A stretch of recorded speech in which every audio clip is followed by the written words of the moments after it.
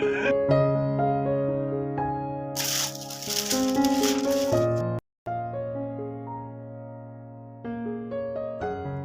Morning everyone, কেমন আছো? আশা করি সবাই সুস্থ আছো, ভালো আছো। আমরা খুব ভালো আছি। তোমাদের সবাইকে জানাই নতুন একটা ব্লগের সাথে অনেক অনেক ওয়েলকাম আর অনেক অনেক ভালোবাসা। তো বন্ধুরা, আজকে যে যেখান থেকে আমার ভিডিওটা নতুন দেখছো, প্লিজ সাবস্ক্রাইব করে আমার পাশে থেকো, আমাকে সাপোর্ট করো।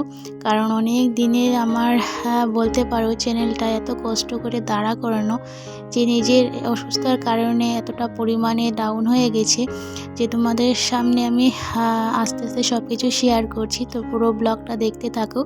তো যাই হোক, সকালবেলা আজকে দৈনন্দিন জীবন নিয়ে চলে আসলাম। তো অনেক দিন পর, আজকে 3-4 মাস পর তোমাদের সামনে আবার ডেইলি লাইফস্টাইল আজকে শেয়ার করছি। তো যাই হোক, আমার যখন অসুস্থ হয়েছিলাম, মানে খুবই খারাপ অবস্থা হয়ে গেছিলো, যার কারণে আমি এতদিন তোমাদের সঙ্গে কোনো ভিডিও শেয়ার করতে পারিনি। তো অসুস্থ হয়েছিলাম প্রথমে দেখতে মানে তোমাদেরকে ভালোভাবে যে আমি কমিউনিটি পোস্ট দিয়ে শেয়ার করব কি হয়েছে না হয়েছে কিছুই করতে পারছিলাম না, কারণ শরীরটা এতটাই খারাপ ছিল। তো মোবাইলটা পর্যন্ত ধরিনি, এমনটা অবস্থা ছিল আমার, বুঝতেই পারো। আর একা ঘরে সংসারের কাজকর্ম করা, ছেলেকে দেখা, সব কিছু তো একা হাতে করতে হয়। তো অসুস্থ থাকলেও না মাঝে মধ্যে কি করি, ভাবি না অসুস্থ হয়ে থাকলে তো আমার হবে না, এই ভেবে ভেবে আমি সম্পূর্ণ সংসারের দায়িত্বগুলো করে যাচ্ছি। কিন্তু এমনটাই হলো যে একদিন শরীরটা এতটাই খারাপ হয়ে গেল যে আমাকে স্যালাইন নেওয়া, ইঞ্জেকশন নেওয়া, আমাকে ইমার্জেন্সিতে ভর্তি করা হলো। তো আমার হয়েছিল প্রথম টনসিল হয়েছিল, যেটা মাম্পস বলে। তো সেটা হওয়ার পর আমার সেটাকে ইনফেকশন হয়ে গেল। সেই ইনফেকশনে আমার এতটা পরিমাণে জ্বর উঠলো, যে জ্বর কাঁপুনি জ্বর উঠলো। আর সেই জ্বর কিন্তু আমার নামছিল না, আর প্রত্যেকটা দিন আমার জ্বর 104-5-এর মতন থাকতো, যেটা আমার মাথায় জ্বর উঠে যেত। কি বলবো, সেটা হলে কি হয় তোমরা অবশ্য বুঝতে পারবে। তো শরীরটা এতটাই পরিমাণে খারাপ ছিল যে আমি বিছনা থেকে উঠে ছেলেকে যে একটা কিছু খাওয়াবো সেই পরিস্থিতিটা আমার ছিল না। তো যাই হোক, ভগবানের আশীর্বাদে আর তোমাদের সবার ভালোবাসাতেই বলতে পারো যে সুস্থ হলাম। সুস্থ হওয়ার পরে তারপরে মনটা এতটাই খারাপ লাগছিল, আর চ্যানেলের এতটাই ডাউন হয়ে পড়েছিল তখন, যে আমি নিজে কীভাবে সামলাবো তেমনটা অবস্থা ছিল। তো তারপরে দিদির বাড়িতে চলে যাওয়া, গৃহপ্রবেশে সেখানে গিয়ে কয়েকদিন থেকে এসলাম। তো তারপরে শরীরটা একটু ঠিকঠাক হলো। তো যাই হোক, তারপরে তোমাদের সাথে আস্তে ধীরে অনেক দিন গ্যাপ করি তোমাদের সঙ্গে ভিডিওগুলো শেয়ার করছি।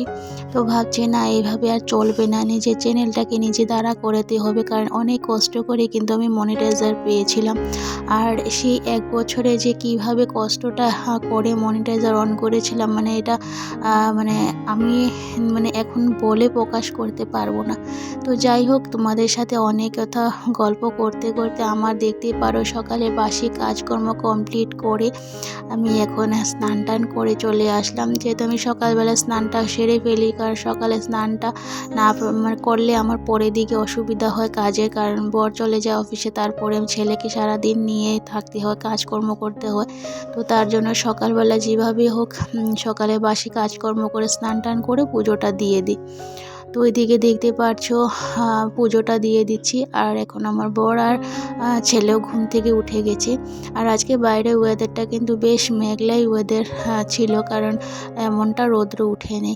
তো আজকে বাইরে অনেকটা হাওয়াও দিচ্ছিল, আর আজকে কয়েকদিন থেকে না বলতে পারো একটা ঠান্ডা ঠান্ডা একটা ভাব আছে, কারণ এখন পর্যন্ত যে মার্চ মাসে যেমন একটা গরম পড়ে যায় আমাদের এখানে, এইভাবে কিন্তু এবার গরমটা পড়েনি এখন পর্যন্ত। মাঝখানে 2-3 দিন অল্প গরম লেগেছিল, তারপরে আবারও সেই বৃষ্টি হয়েছিল বলে আবার ঠান্ডা ঠান্ডা ভাবটা, এখন পর্যন্ত গরমে সে ভাবটা কিন্তু নেই। তো যাই হোক আমি পুজোটা দিয়ে এসেছিলাম রান্নাঘরে, যেহেতু অফিস যাবে পর তো খাওয়া দাওয়া রেডি করতেই হবে আমার। সকালবেলা এটা মানে বলতে পারো প্রত্যেক দিনই ডিউটি, সকালে রান্নাটা সারতেই হবে। তো যাই হোক আমার এদিকে চাও বসানো হয়েছে, আর সকালবেলা আমাদের লিকার চাই খাওয়া হয়।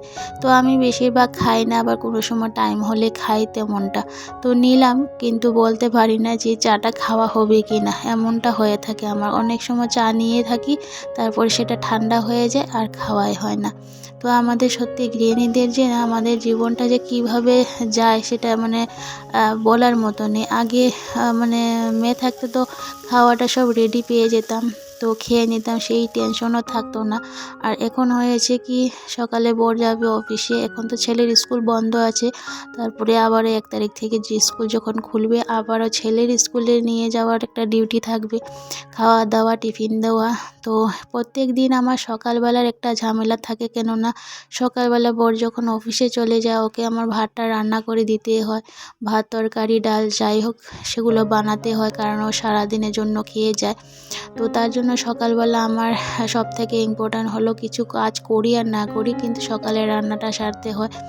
তো যাই হোক বর খাওয়া দাওয়া করে অফিসে চলে গেছে, এখন বাজে হলো 10টা। তো এখন আমি দেখতে পাচ্ছ বিছনাটা ঠিকঠাক করলাম, মানে এখন ঘর গোছ কাজ করছি। কেননা সকালবেলা ঘর গোছ কাজ করতে তো বেশ আধা ঘন্টা 1 ঘন্টার মতন সময় লাগে। তো সেই সময়টা যদি আমি ঘর গোছানোতে লাগি তবে আমার সকালে রান্নাটা হবে না। তো তার জন্য ঘর আর গোছানো হয় না সকালবেলা, তেমনটাই থাকে। বর অফিস যাওয়ার পর তারপরে আস্তে ধীরে এইসব কাজ করি। তো এখন যেমন বর চলে গেছে, খাওয়া দাওয়া করে এখন নিশ্চিন্ত মনে আবার ঘর কাজ করব, ছেলেকে খাওয়াবো। তো এখন সারাদিনের বলতে পারো একটা নিশ্চিন্ত মনে কাজ করা। তো যাই হোক আমার ছেলে এদিকে টিভি দেখছে, মানে কার্টুন লাগিয়ে দিয়েছি। আর স্কুল বন্ধ, বুঝতে পারো কি পরিমাণেটা মানে দুষ্টু হয়েছে, মানে সারাটা দিন যে এই থেকে ওই এই থেকে ওই করতেই থাকে কাজকর্ম, একটা জায়গায় 10টা কাজকর্ম বাড়িয়ে দিচ্ছে।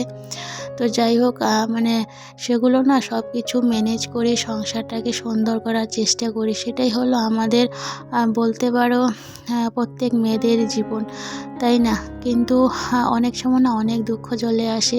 যখন মাঝখানে আমার এতটা পরিমাণে অসুস্থ হয়ে পড়েছিলাম না, তখন খুব খারাপ লাগছিল। কারণ ছেলেটা 5 দিন ধরে কিন্তু একদমই ভাত খায়নি, কারণ ও আমার হাতে ছাড়া অন্য হাতে ভাতও খায় না। তো সে যখন ভাতটা খাচ্ছিল না আর আমাকে প্রত্যেক বেলায় বেলায় এসে বলছিল মা ভাত, তখন না মনে হচ্ছিল সত্যি যে আজকে ছেলের মুখে হয়তো ভাত দেওয়ার মতো কেউ একজন মানুষ নেই।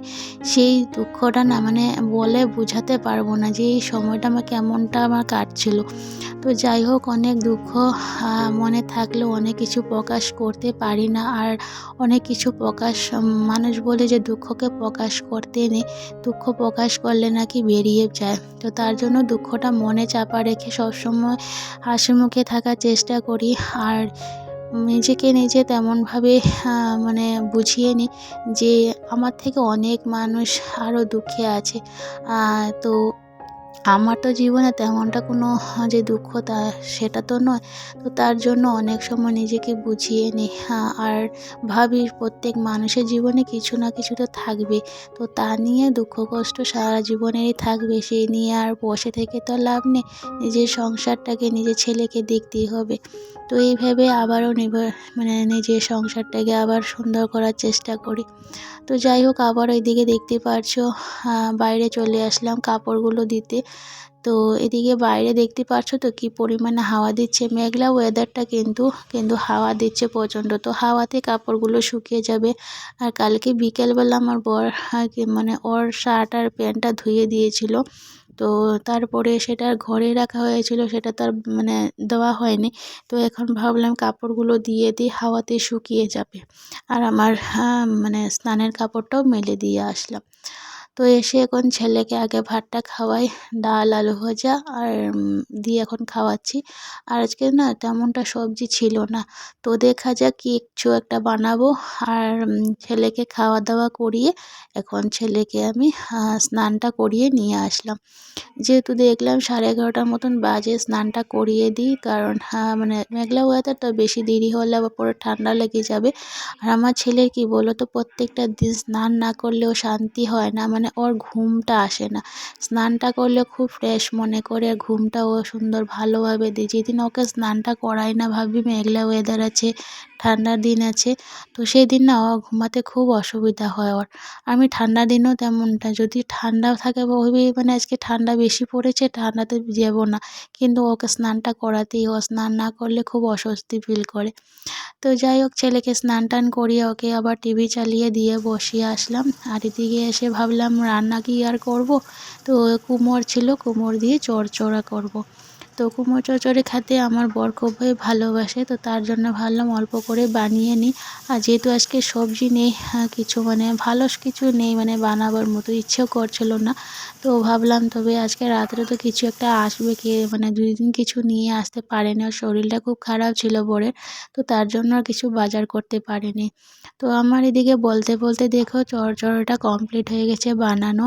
তো এখন আমি রান্নাঘরটা ক্লিন করে নিয়েছি। আর প্রত্যেক দিনই না আমি এইসব ক্লিন করে রাখি, কারণ প্রত্যেক দিন ক্লিন করে রাখলে কি হয় বলো তো, ততটা কিন্তু নোংরা জমে না। আর সাপ্তাহিক যদি একদিন ক্লিন করি বেশিরভাগ করতে গেলে, তখন কি হয় যে কষ্টটা বেশি হয়, সময়টা অনেক সময় লাগে। তো প্রত্যেকটা দিন যদি আমরা অল্প অল্প করে মুছে রেখে দিই না, তবে দেখবে সাপ্তাহিক সেই কষ্টটা কিন্তু হয় না। সাপ্তাহিক আমরা প্রত্যেক দিনই মানে প্রত্যেকের ঘরেই আমরা কিন্তু নিরামিষ একদিন হলেও খাই। তো সেই দিন দেখবে অনেক কিছু ধোয়াধুয়ি, অনেক কিছু কষ্ট হয় বা অনেকটা সময় লাগে, কিন্তু তখন ততটা সময় লাগবে না যদি প্রত্যেকটা দিন এইভাবে কাজকর্ম করা যায়। তো আমি বিশেষ করে সত্যি কথা বলতে আমি প্রত্যেক দিনই করি।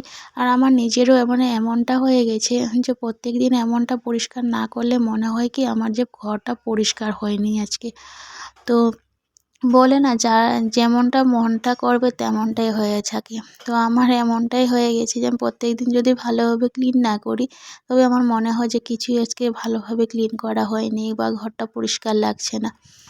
তো আমাদের মানে মানুষের সত্যি অনেক রকমের, অনেকে ভাবে কি যা কাজকর্মগুলো রান্নাবান্না হয়ে গেছে রেখে দিই, পরে কাজ করব বা পরে ক্লিন করব, কিন্তু আমার কেন জানি না রান্নার সাথে সাথে যদি রান্নাঘরটা ক্লিন না করা হয়, তবে যেন কেমন একটা জানি লাগে, মনে হয় যে অনেক কাজ রয়ে গেছে আমার, আর কাজ রেখে বসে থাকার মতো মানে আমার সে শরীরে সত্যি সহ্য হবে না যে আমি কাজ একটা রেখে বসে গল্প করি বা কিছু একটা রেস্ট নেব, এইটা আমার কোনো দিনও হয় না। যার কারণে অনেক সময় অনেক বকাঝকাও খাই।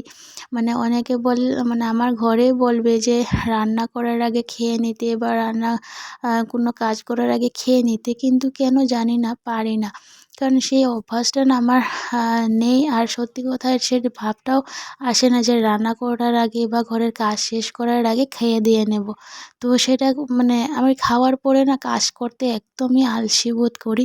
তো যার কারণে যত কাজ থাকে আমি চেষ্টা করি খাওয়ার আগে করতে। তো যাই হোক বন্ধুরা, চলে আসলাম। আর বিকেলবেলা সকালের সব কিছু কাজকর্ম করে স্নেহাকে নিয়ে অল্প শুয়ে পড়েছিলাম। তারপরে এখন বিকালবেলা দেখতে পাচ্ছ সন্ধ্যাবাতিটা দিলাম। দিয়ে এখন ছেলের স্কুলের বইগুলো দিয়েছে, সেগুলো অনেক দিন হয়েছে কিন্তু স্কুল খুলে যাবে, আমি এখন পর্যন্ত খুব মানে বইয়ের মলাটগুলো লাগানো হয়নি। তো আজকে ভাবলাম না বইয়ের মলাটগুলো আগে লাগিয়ে নিই। তো ওইদিকে দেখতে পারছো আইডেন্টি কার্ড আছে, তারপরে ভিজিটিং কার্ড আছে, তো সব কিছু আছে, এগুলো ঠিকঠাক করে রাখবো। তো তার আগে বইয়ের মলাটগুলো লাগিয়ে নিই। তো ওদিকে দেখতে পাচ্ছ কমপ্লিট হয়ে গেছে মলাট লাগানি। আর শুধু আইডেন্টি কার্ডটাতে পরে লেখা মানে লেখে মানে ফটো লাগাতে হবে, তারপরে লেখালেখি করে রাখবো। তো চলে আসলাম রান্নাঘরে চা করতে। তো ছেলের জন্য দুধ বসিয়েছি, আর এদিকে আমাদের দুধ চা বসালাম। তো বর এসে গেছে, তো ভাবলাম চাটা করে নিই আজকে। বর কিন্তু অনেক সময় হয়েছে এসেছে, তো আসার পরও ভাতটা খেয়েছিল বলে অল্প আমি ভাবলাম দেরি করে চাটা করি, কারণ ও বর তো দুপুরবেলা ভাত খায় না, তো তার জন্য আমার মানে আসার সাথে সাথে চাটা করি। তো আজকে খাওয়া দাওয়া করেছে বলে ভাবলাম তবে আর অল্প দেরি করে চাটা করি। তো এদিকে আমাদের দুধ চা হয়ে গেছে। আর দেখতে দেখতে দেখো রাত্রে রান্নাটাও বসিয়ে দিয়েছি। এদিকে রাত্রের আজকে বানালাম মটনের ঝোল বানালাম। তো মটনের ঝোলে আমি দেখো কালার বেশি হয়নি, কারণ আমি সেই শুকনো লঙ্কা গুঁড়োটা দিইনি, যেহেতু ছেলে খাবে বলে। আর এদিকে ভাত আর দুপুরবেলা যা যা ছিল সব গরম করে নিয়েছি। চলো আজকে ব্লগটা বন্ধুরা এখানে শেষ করে দিচ্ছি। কেমন লাগলো অবশ্য কমেন্ট করে জানিও। ভালো লাগলে প্লিজ চ্যানেলটাকে সাবস্ক্রাইব করে আমার পাশে থেকো। তো চলো আজকের মতন টাটা বাই বাই, সবাই ভালো থেকো সুস্থ থেকো।